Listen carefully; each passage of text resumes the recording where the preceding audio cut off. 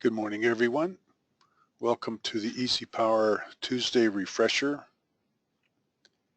My name is Jim Chastain. I'm working the EasyPower headquarters here, just south of Portland, Oregon.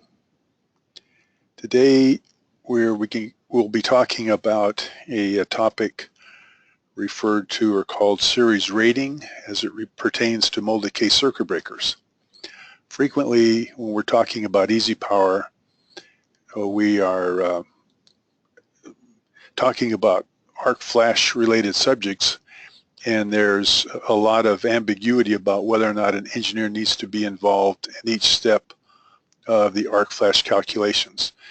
In respect to series rating, the NEC is very specific that it's only work that can be done by professional engineers who have experience in analyzing, sizing, and protecting facilities with the electrical distribution system. So today's agenda, we're going to be talking about essentially two features that are built into the EasyPower database. We'll focus on the series rated side of it. The series coordination we'll talk about at a later date. But this information is in the device library, and so we're going to spend some time talking about how that's accessed and then how it's used by the tools. In 1994, a NEMA definition of series rating went something like this: a short circuit interrupting rating assigned to a combination of two or more overcurrent protective devices which are connected in series and where the rating of the downstream device or devices in the combination is less than the series rating. For instance, so we have some elements downstream that are being protected by an upstream device because the downstream devices by themselves aren't adequately rated. So that's, and in 1994, the only way to get there was essentially to have it predefined by a factory testing of combinations of breakers. In 2005, there was a change in the NEC, specifically Article 240.86, paragraph A, that went something like this: in an existing system where available short circuit current is increased, and a licensed PE who has experience in analyzing and designing and selecting circuit breakers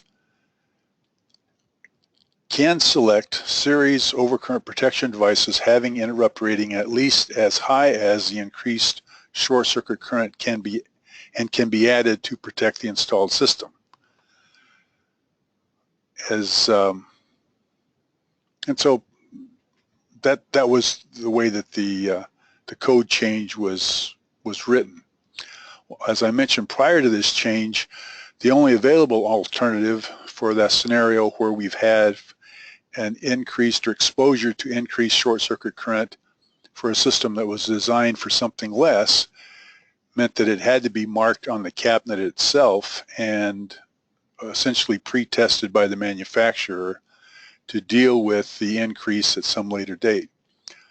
Well, this particular change in 205 allowed for two alternatives. One is for the analysis of a new set of combined protective devices and then rigorously verify that they would work in place, or again select from a manufacturer's list of tested combinations whether it was marked on the panel label or not. So when it comes to molded case circuit breakers, there are many articles both from NEMA and other institutions on the internet that talk about this series rating issue and the fact that the analysis method to define series rating on a combination of molded case circuit breakers is really too complex to the dynamic behavior of the impedance. As a molded case circuit breaker is hit with a large surge of current, it starts to react, and the impedance in that current path will change as the system starts to open arcs form in the contact area and are quenched and then closed. And when you have multiples of these breakers in series, that variation in the current and the impedance makes it extremely difficult to analyze what the ultimate result is. So the bottom line is that the tested combinations are the only practical solutions when it comes to molded case circuit breakers.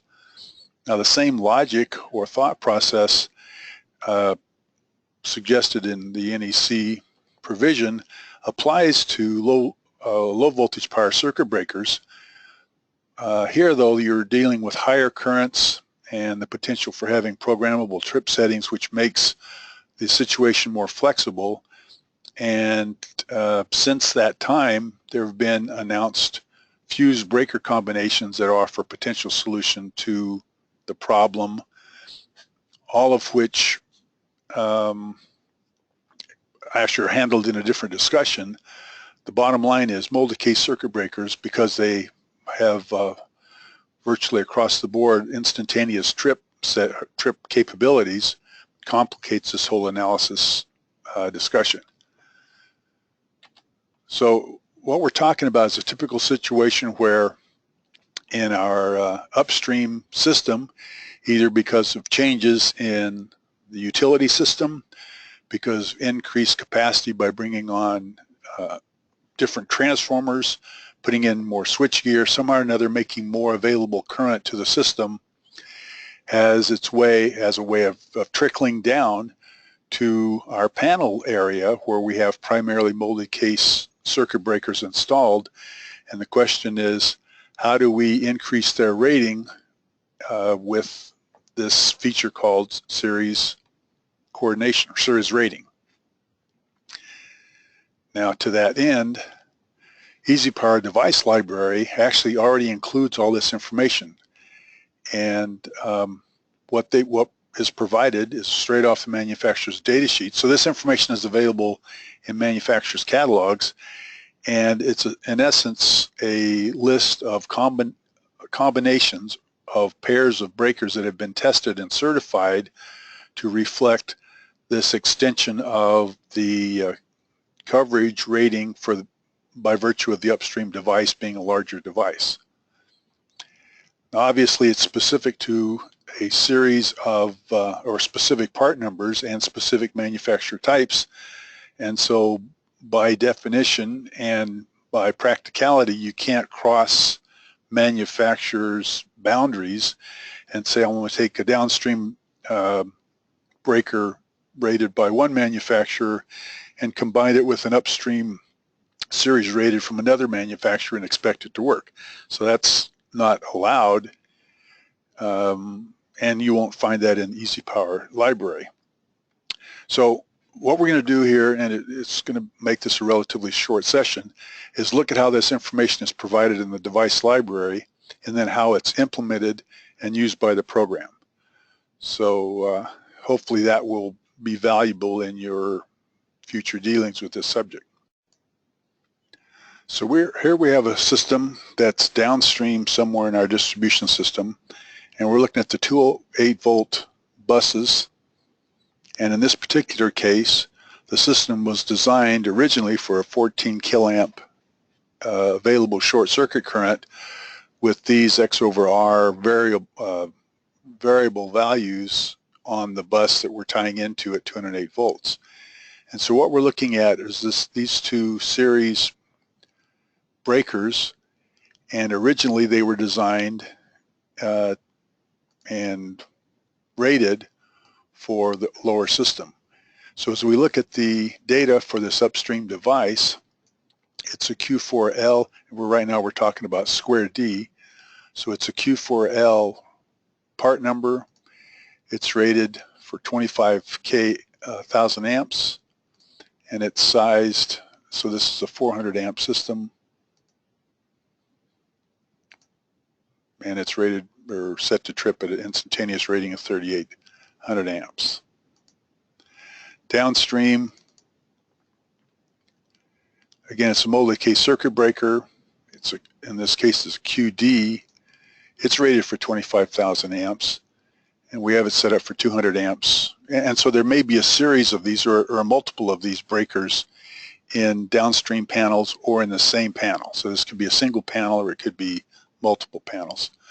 When we go to short circuit analysis and fault the buses, look at our current, we see that we're experiencing 14,000 amps here and 13,350 down here during a bolted three-phase fault. And if we look at our equipment duty, which is the little icon here under the electrocuted stick figure, we don't see any violations, so we want to generate a equipment duty report that includes all devices. We do that by selecting the text output, short circuit operations, create equipment duty report. Let's go ahead and look at the full report, and it ends up being in our list of windows here. So this shows us that the upstream breaker is rated for 25,000. It's currently being exposed to 15,716. So we have about 40% headroom as far as the safety factor. The downstream breaker, again, is rated for 25,000 amps. It's being exposed to 14,350. The panel itself is rated for 25,000. It's being exposed to 13,357. So all was good when this panel was originally installed.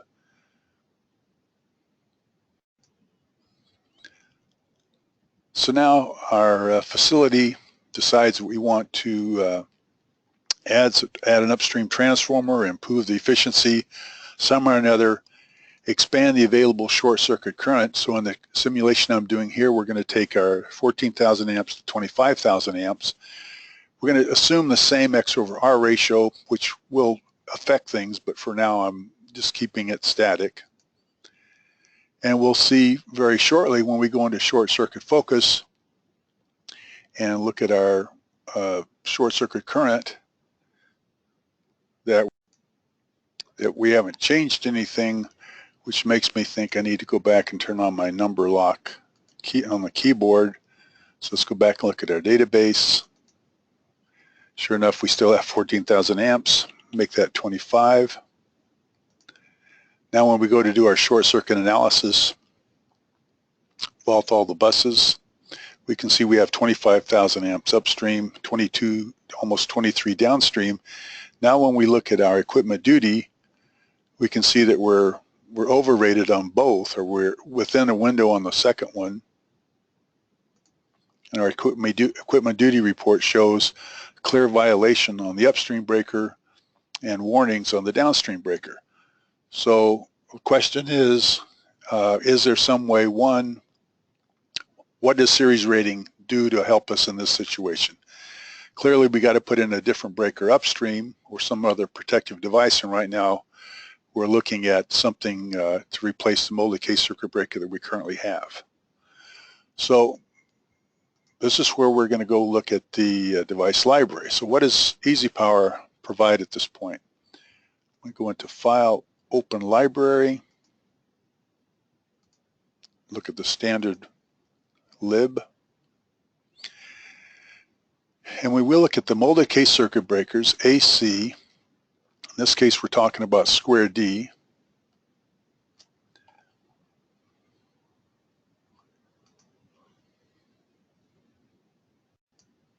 So I need to look at specifically which type of breaker I pulled this from. So I'm going to minimize my report window here and then look at my one line again and find out where we're coming from. Go back to my database edit, save everything. So this is in the standard library Q4L section. So let's go ahead and look that up. Standard library Q4L. Standard Q4L. Okay, so we see it's rated for 25,000 amps. Clearly we got to pick something up greater than that, and this is where I want to consult the manufacturer's database, manufacturer's data sheet, because I have installed these downstream breakers that I want to still try to utilize. And what we're looking at here is worth noting. So the downstream breaker is a standard QD type.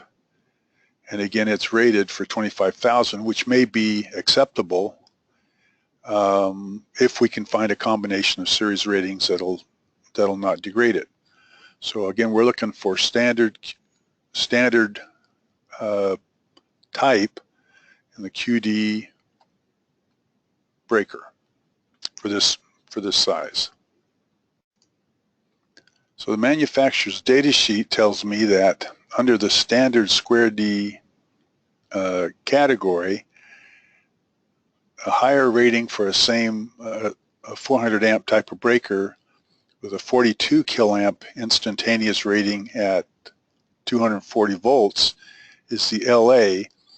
If I select this breaker and then at the top of these columns I select series rated devices, I see that Square D has already tested a number of breakers, and among these are the QD breakers that I already have installed in my system. And this is saying by utilizing the upstream standard LA breaker that my QD rating can be increased to 42 kiloamps. That sounds like a winner to me. Let's try it out. All right, so what we're going to do is put the upstream breaker to a standard LA rating and see what happens to my downstream breakers as far as their series rating. Well, the way we do that, let's come back to our one-line diagram, change this now from a Q4L to an LA. All right, and our short circuit rating now is 42,000 amps on the upstream breaker. We're going to go ahead and set it up for our 400 amps and keep it at the 3,800 rather instantaneous trip. Let's save him. So now what's happened to my downstream breaker? Well, I haven't changed the rating because it works as far as the capacity, but now we're not using instantaneous trip. We're going to be having it considered in a series combination with the upstream breaker. So if we calculate the series rating for this breaker now, EasyPower says the series interrupting current is based upon the upstream breaker SQD standard type LA. If the upstream breaker style is changed, this series data rating may not hold true. So in fact, I'm allowed to now utilize the manufacturer's tested value of increased capacity or increased rating in this combination of parts. So now I have different ratings here. Let's see what happens when I go to short circuit. First of all, I want to change my rating to 25, which I did. I need to click OK, and it shows up. Go into short circuit focus, look at half cycle current, fault the current. Again, we have 25K on the top, just 23 on the secondary side, or the downstream side. And if we look at our rating now, our equipment duty rating, let's see what the report says. So this is showing us that we still have at least a guard band issue on the panel, or headroom issue, but we've cleared the problem we originally had on both breakers. So when we look at our equipment duty report, our updated equipment duty report, we see now that we have a 42,000 amp rating on the LA breaker, which is upstream. It's seeing an actual value of 28,000 amps on the first half cycle. So we have a headroom of 33% here. The breaker downstream now is rated for 42,000 amps. It will experience 23,000. So it has a 40% headroom as far as guard bands, so it's in better shape. We haven't changed the value of our panel itself, which is still designed for 25,000 amps in terms of the bus routing. And we're not exceeding the limit, but we're within inside the 10% guard band that we've set for ourselves, and that's why we're getting the rating. So the bottom line is we're taking advantage of, by literally just changing the one upstream breaker, we're taking advantage of a series rating that the manufacturer's already defined.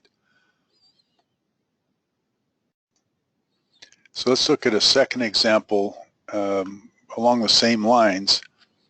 And here we've increased our capacity over what originally was designed for.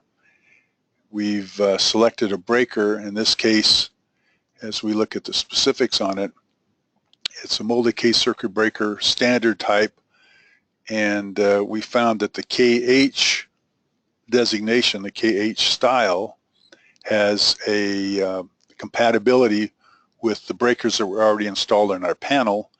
We did this again by looking at the device library, and let's kind of look at that real quick. So if we look at our standard style, it's molded case circuit breaker. I think we're looking for a KH.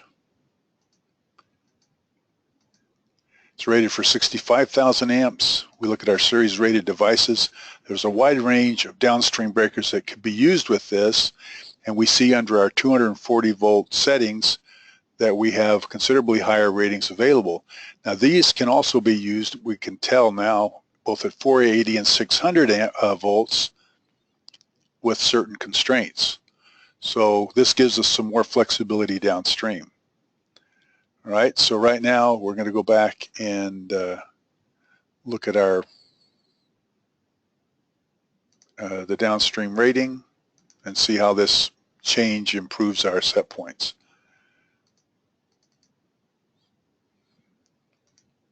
Upstream, the instantaneous rating is set for 65,000.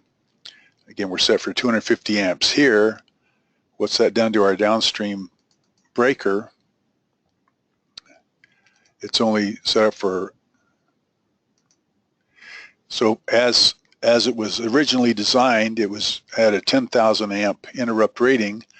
By putting it in series with this upstream device, the manufacturer now says we can exact or count on a series rating of 65,000 as long as we maintain this relationship.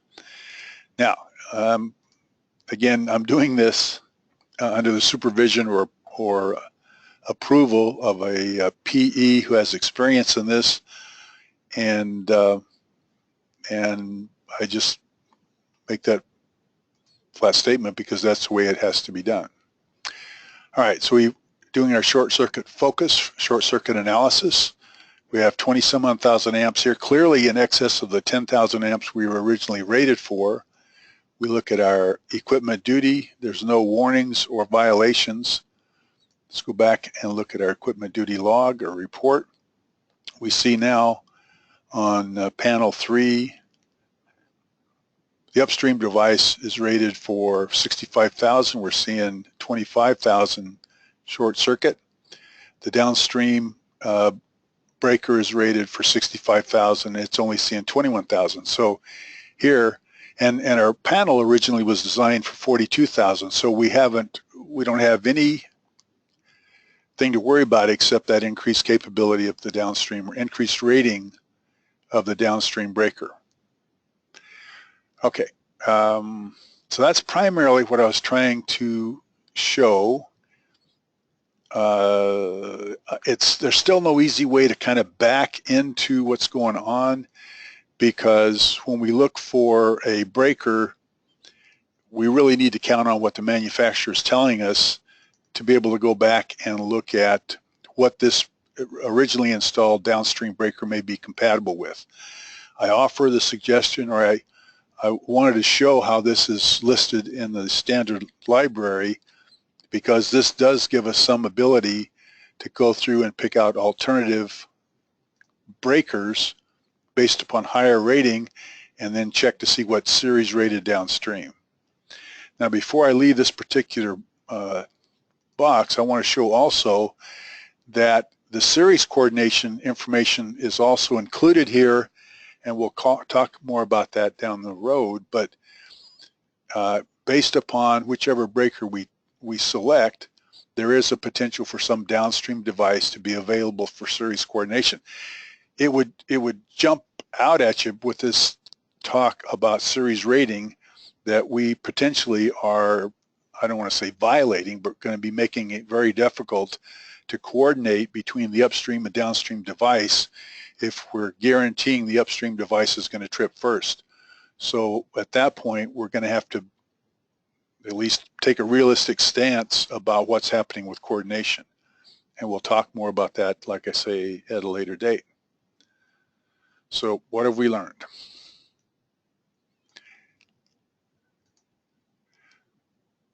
That the series rating is used by the program to increase the rating of the downstream device as long as the upstream molded case circuit breaker has been properly designated and indicated on the one-line diagram.